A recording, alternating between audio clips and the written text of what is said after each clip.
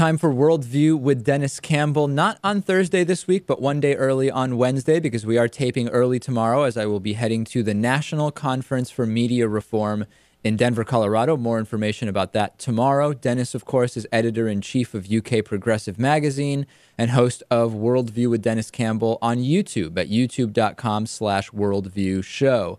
Dennis, we've been talking about North Korea really for weeks now and about the increased and escalated rhetoric and more specific threats about what North Korea will do with regard to sending rocket strikes towards the U.S. and potentially towards South Korea.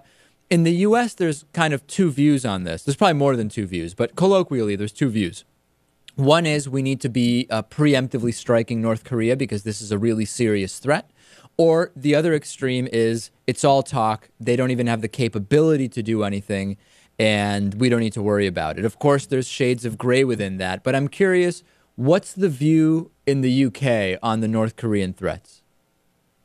Well, you're looking at a country that has really very few friends left in the world, and even today they've managed now to irritate China, right, which has been their biggest supporter. They are filled with bluff and bluster, and every year the U.S. and the South Koreans hold joint military exercises, and that is when they tend to kind of go off the deep end, but nothing like what they're doing right now. I have to say that to threaten preemptive nuclear attacks against the United States, against President Obama, who has already shown that he has absolutely no compunction launching drones or B-2 bombers or anything else. This is one badass president. You don't mess with him. It's just more than a bit disconcerting. And you also can look at it from the point of view that, being an isolated nation as they've been for so long and living under crippling sanctions, I mean, they're surrounded by Russia and China and Japan. They have U.S. troops to the south on their southern border. You could understand also how they might be, feeling a bit threatened by that presence as well. Do you think the average of the points of view in Europe and the UK is to be more alarmed than in the U.S. about the threats or less alarmed? And of course, we have to take into consideration credibility, but also the fact that he's specifically talking about attacking the U.S. Well, I think the general response I've seen in looking across most of Europe is one of, well, let's just sort of wait and see, which is not an unusual response. Also, keep in mind that because of the location here, we are well outside of the range of any attack that could be launched, nor do we tend to fall into the radar or even on the radar screen of North Korea. So it's less of a concern here, more of a concern of, you don't want to hit the USA hornet's nest too many times with that stick, because at some point in time it's going to fall down on top of your head. There's almost some element of this where you can't help but feel like it's the one kid who's not allowed to play in the sandbox and therefore is just throwing water on the sand so no one else can play. Just being loud and doing anything just to get attention in a sense. The problem is that there are actual lives at stake, potentially the ones that would be on the receiving end of the attacks, but really the humanitarian crisis inside of North Korea, which a lot of people forget. It's horrifically bad inside of that country. I mean, they have no crops from which to speak of. They're totally dependent on what they get from China. They're totally dependent on, what the Kim Jong-un, the new supposedly superior leader, and the generals decide to allow to go down to the people. I mean, it is a horrifically oppressive situation, and it's something that people in the South Korea don't even want to talk about. I mean, they recognize that it's there, but it's been pretty much business as usual, despite the heated rhetoric.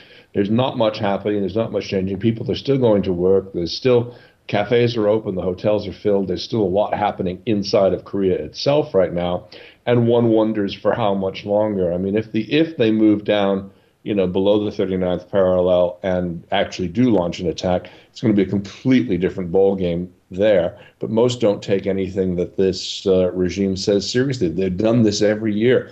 They've even closed the border before. They closed it in 2009. The shutting down of the Khe Sanh industrial complex is nothing necessarily new. I mean, that itself is new because it's a joint South-North venture. But they're used to him acting crazy whenever there are joint military exercises with the South. There's a new TED Talk, I believe from TED 2013, which just took place in February on TED.com, of a young woman who actually escaped from North Korea. And I don't know if you've seen it, Dennis. I highly recommend all of our audience check it out. The story she tells and of going back to get her family, it's just incredible. And I don't think, we have fun talking about Dennis Rodman and all of the weird, wacky stuff that goes on. But the level of the humanitarian crisis that exists there is, you would almost imagine you're on another planet when you hear the stories. Well, I mean, we talked about, people being disappeared in your former country, when Cardinal Bergoglio, now the Pope Francis, was there in the 1970s. That's nothing compared to what happens. Entire families are uprooted, even on the slightest hint of suspicion. If you thought Saddam Hussein was a brutal dictator, you haven't seen anything until you looked at Kim Jong-un's father, Kim Jong-il. And what he was able to do. And unfortunately, in these despotic regimes, the only way they rule is through absolute fear, terror, brainwashing, whatever is necessary to get people to come around and stay to their point of view.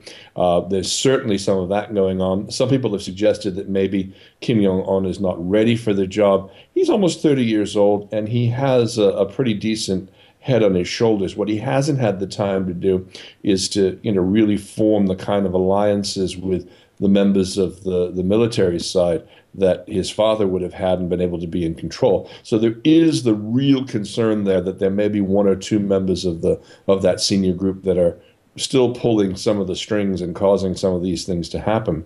But this is, very strange that he would come out and threaten preemptive nuclear strikes. That got everybody's attention, and justifiably so.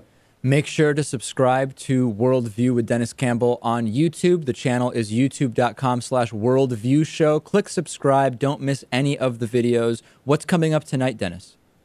Tonight we have a very interesting interview with a woman here in the United Kingdom. Her name is Caroline Criado Perez, and she has started something called the Women's Room. And this is a website where people can go to find expert pundits on a variety of topics, because the ratio is something like 20-1 men to women on television in the United Kingdom, as well as there in the U.S. in terms of the expert pundits. She's very young, and she's done a fabulous job doing this, and we've got her on the show tonight. Awesome. Thanks, Dennis, for being on a day early, and we will catch up with you next week. Yeah, thank you. I didn't know quite where I was on a Wednesday afternoon being on your show. It's confusing me too, but we got through it. All right, Dennis, talk to you next week. All the best.